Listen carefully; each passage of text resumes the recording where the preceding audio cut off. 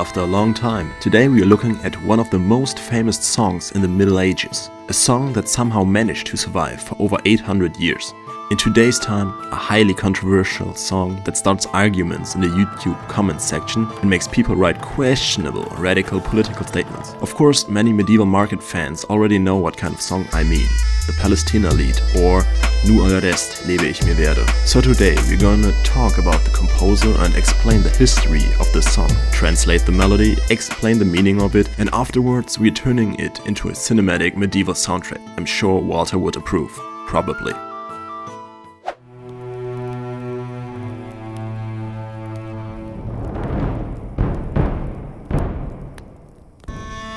Who wrote the Palästinalied? It was written around the beginning of the 13th century by one of the most famous German poets, or in German Minnesänger, Walther von der Vogelweide. He was one of the most famous Minnesänger of the Middle Ages, celebrated throughout the German-speaking world. Yet, despite his fame, surprisingly little is known about the man himself. Most of what historians have reconstructed about Walther's life comes from the poems and songs he left behind. One really known painting of him is shown in the Codex Manesse. That's how he was depicted back then. But what is even more interesting, that his Palästinalied survived until today's time with a text and even with a depiction of the melody, what is kinda rare for these kind of old songs. Is it a Crusader song? Because in today's videos the song is often depicted as a Teutonic Crusader battle anthem to motivate armies before charging into battle. Despite what the internet might suggest, the Palästinalied is not a Crusader battle anthem. But some things are clear. The song was performed in a time where the Crusades were really relevant at this time, and also the center of the Crusades were correctly mostly in the region of Palestine. But the problem we are facing here is that the word Palestine is never mentioned in the text, or either in the title of the song, which means it's clear that Walther itself never called his song Palästinalied. The name Palästinalied comes from modern discussions about the song, but when Palestine is never mentioned, what is the song even about? Meaning of the song. The song speaks about a person's reactions and feelings that he got while visiting the Holy Land. Most likely the land of Jerusalem. It's not clear what the person is, a mighty crusader, warrior, a pilgrim, or just a person who wanted to visit the Holy Land. Which means the text itself is not even mentioning the Crusades. Not even Jerusalem as a holy city is mentioned. Which means that people reading this text can use their fantasy to put a lot of their own ideals or ideas into the song. Ave Maria, Ave Maria, Ave Maria. Deus Vult. If you look really closely to the text, which is written in Middle High German, you can see the song barely mentions the Crusades directly. So does it then mean it has nothing to do with the Crusades? Well, not quite. We cannot know exactly what Walther intended, but the song clearly reflects the medieval Christian worldview and the powerful religious longing for the Holy Land that also shaped the crusading area. What we know is that the song portrays the view of a Christian person, and by looking at the words Walther chose, we can get a pretty good idea of what he wanted to express. We can now look at the first verse, for example. Thanks to this that German is my mother tongue, as you can hear from my accent, I can also somehow understand what is written in the original lines. As the translation already shows, the speaker has finally reached the land where, according to Christian beliefs, God entered the world as a human being. In other words, he has arrived in the region where Jesus lived. I'm sure many of you already know what kind of land he means. He even says that he has only truly begun to live now that his sinful eyes have seen finally the land. These lines show how important Jerusalem and the Holy Land were to medieval Christians back then in the time. The song presents the Holy Land as a place of overwhelming spiritual importance and deep longing. Because of these emotional and almost dreamlike descriptions, many historians have interpreted the Palästinalied as a work that fits into religious atmospheres of the Crusades. It may even have encouraged pilgrims or people who supported crusading ideals to go to the Holy Land. However, it is important to mention that Walther never directly calls on his audience to take up arms in this song. Instead, he builds a powerful emotional image of the Holy Land through admiration, longing, and religious devotion. We can already see this in the very next verse. Here, the speaker describes the Holy Land as the most beautiful, noble, and glorious place he has ever seen. But this isn't really a medieval travel review. He's not saying great food, nice weather, 5 stars. What truly makes this land special in his eyes are the events that happened there. He refers to the Virgin Mary giving birth to Christ, one of the greatest miracles in Christian beliefs. The message is simple. The land itself is beautiful, but the history, what happened in this land, this is what makes the land sacred. After this, the song moves through many of the key events of Jesus' life. His baptism, his crucifixion, his sacrifice for humanity, his descent into hell, his resurrection, and finally his rise into heaven. Altogether, the song consists of 13 verses, and discussing every one of them would take hours. I only talk about these, which I also gonna use in my music.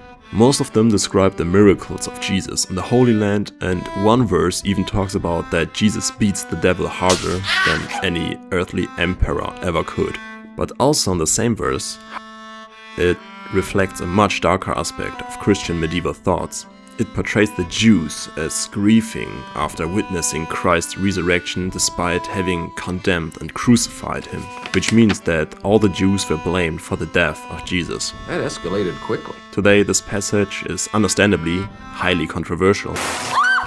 But in the early 13th century, it was sadly a common part of the religious worldview in medieval Europe, and it helps us to understand the historical context in which the song was written. So, throughout the song, Walther keeps building the same idea. This land is holy because God's greatest works happened here.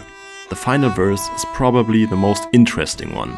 Walther writes, Christians, Jews, and heathens all claim this land as their inheritance. In other words, he mentions the 3 world religions already disagreeing about who had the rightful claim to the Holy Land, while calling Muslims heathens. That escalated quickly. Walther is writing from a medieval Christian perspective, arguing that Christians have the rightful claim to it and ultimately leaves the final judgment to God. So the song gives us a fascinating insight into how medieval Christians understood the Holy Land, not how we should think about it today. Palästinalied today. Fast forward 800 years, someone uploads the melody, someone else uses it in a video game, then another person added it into an epic battle montage, and suddenly 90% of the people knowing this song think it's a Crusader anthem, automatically transporting you into 1198. But I also think that this song got really popular because of the revival of the medieval bagpipes. Because almost at every medieval market you can see a medieval bagpipe player who plays the Palästinalied at least once.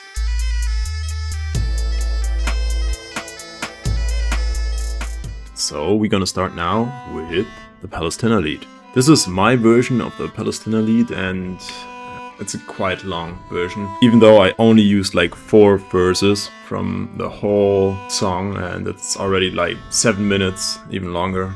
And yeah, I think we start first with the drums. Also, I try to be organized, but as always, yeah, it gets really unorganized quickly. For the drums I used here, Gran Cassis drums.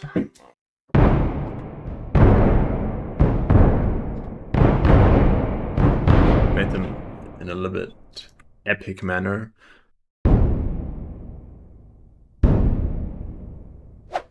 Then, as more instruments used, let's see what kind of drums I also used. I used, of course, a Davul. I mean, in many medieval markets there's a Davul, so like a Turkish drum. Big stick, small stick. Then I used a bendir. It's a really nice sounding drum. I like it a lot. Really nice instrument.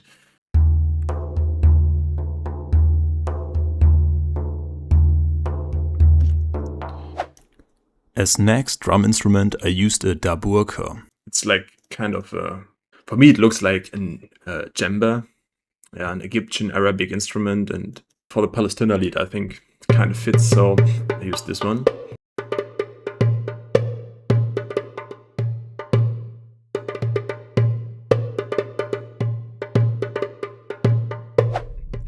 Then I also used a contact player. I think I used here the free, the free orchestra. Always on the beat. The last one I chose the tambourine.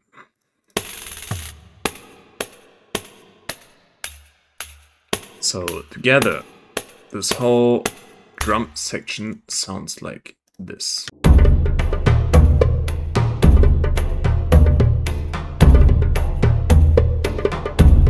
Okay, and then we come to the instruments. I want to have like a medieval feeling, so as instruments I chose the fidule. And yeah, this sounds really, really nice, especially it's like kind of a medieval instrument, and because normally it's like this.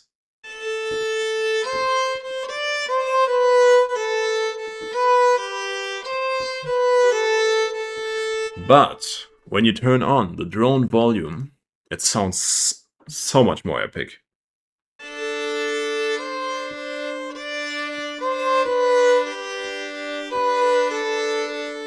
Like real, like a medieval fidule. It sounds really good. Really like this plugin for this one. So, and I used it here in the beginning.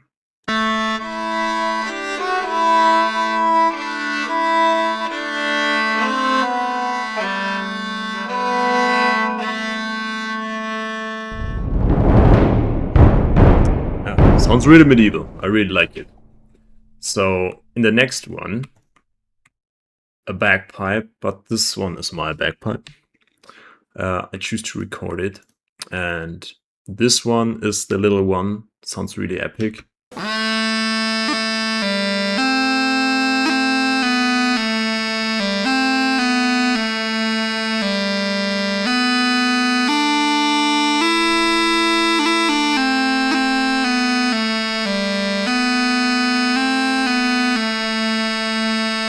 And accompanied, it will be by, here, a viola da gamba, like a bass violin, kind of.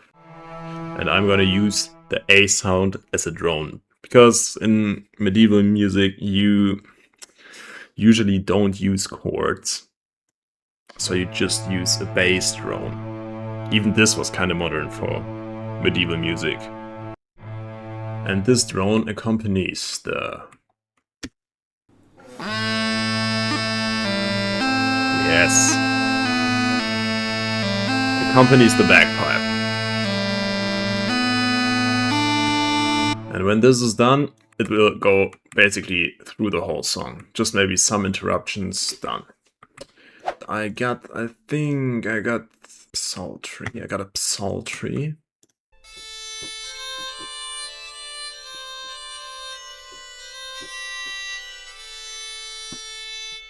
Fits really well. I use this one here.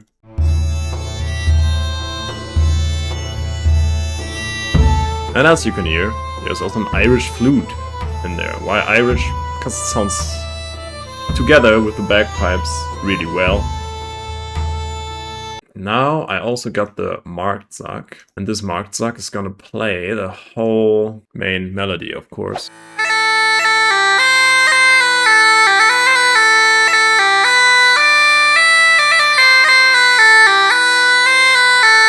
I mean, of course I could make the drones louder, but I have this good viola da gamba for this drone sound.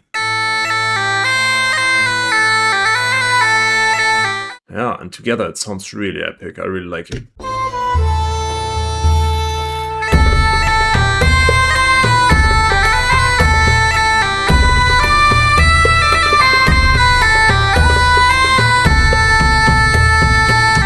They're really epic, really love it. Ah, really nice. Yeah, and of course, because it's stuff for singing, I also sang some parts. But to be honest, singing in Middle High German is really kind of hard. I struggled really hard, and I'm not the best singer. So I'm good at playing bagpipes, but singing, it's not mine. Nu alrêst, lebe ich mir werde. Sit min syndig augesicht. For example, this one, it sounds really like I would have a special German accent from Switzerland or Bavaria, but I can't change it. Really, I have no idea why I pronounce it always like this, but it is what it is. Also here, left, right, panning, so 2 times the voice. One you hear only from the right side. Nu alrêst, lebe ich mir This one werde. from the left, and this from the right. Nu alrêst, lebe ich mir werde. And it goes through all this kind of plugins. I have made some little EQ here. Nu alrêst, lebe ich mir werde. But I think it's okay. A little bit of chorus effect, reverb, and a little delay also in it. Also the same here. And in the end, it goes through a sound godizer, so you don't need to listen to my ugly ass voice. Yeah. The same goes for the lines. Schöne Landrich unter Heere. Oh god, I cringe so hard listening to this, but with the other together, it sounds really well. Schöne Landrich unter Heeres war sich der noch angesichert. Yeah, and that's basically it. Oh no, I also get some sound effects, some atmosphere, and then some sound effect that I bought. I mean, like a horse, and then like people fighting.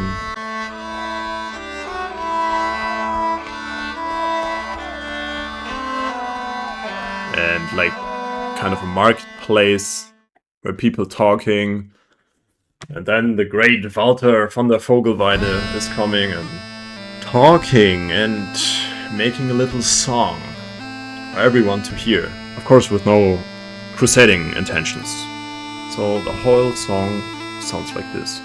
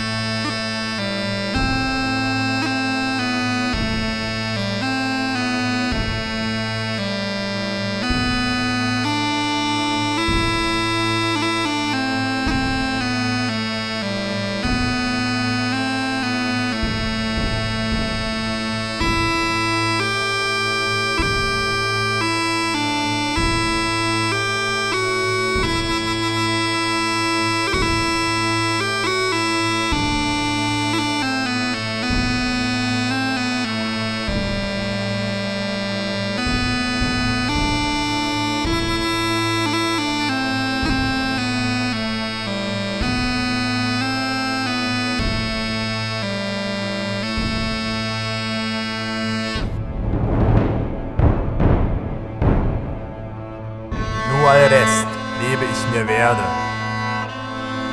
Sit min sündig Augesicht. Das reine Land und auch die Erde, der man so viel Ehren gibt. Mir ist geschehen, der sich hier bat. Ich bin kommen an dir statt, da Gott menschlichen trat.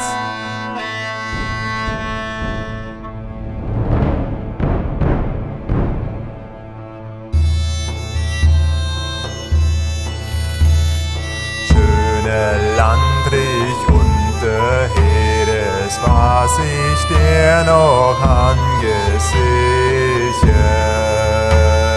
So bist du ihr aller Ehre, was ist Wunder hier geschehen? Da dass ein Magd ein Kind gebar, Herr über aller Engel Schar, was das nicht ein Wunder gab.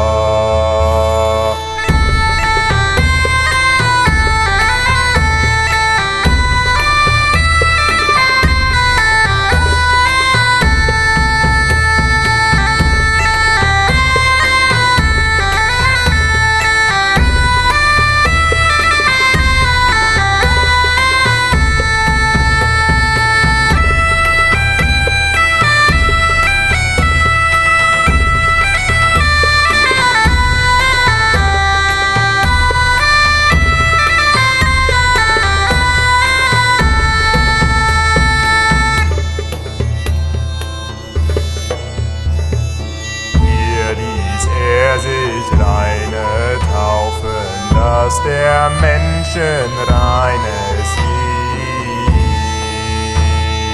Doch ließ er sich hier verkaufen, dass wir eigen wurden frei. Anders wären wir verloren, wohl dir Sperrkreuz und der Dorn. Ihr Heiden, das ist ihr Zorn.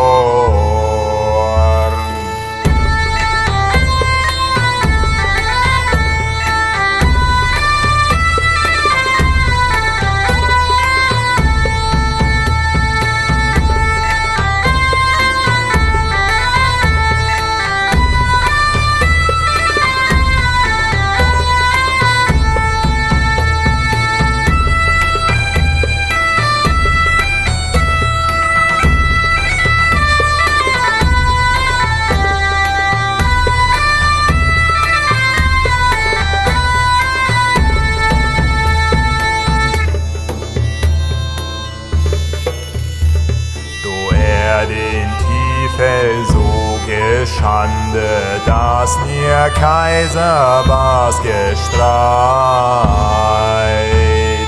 Bevor er her wieder Seelande, doch hob sich der Juden Leid. Dass er Heere ihr Hute brach und dass man ihn seht lebendig sah, den ihr Hand schlug und erstach.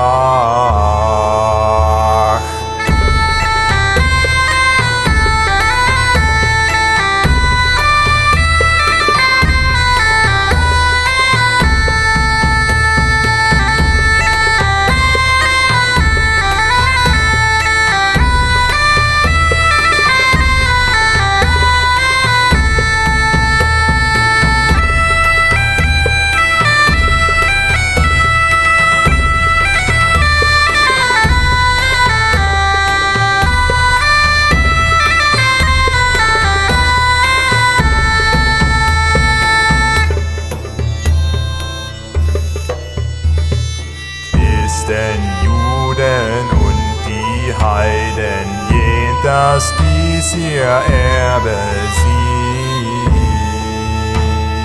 Gott müsse es Rechte scheiden durch die Sine Namen drie.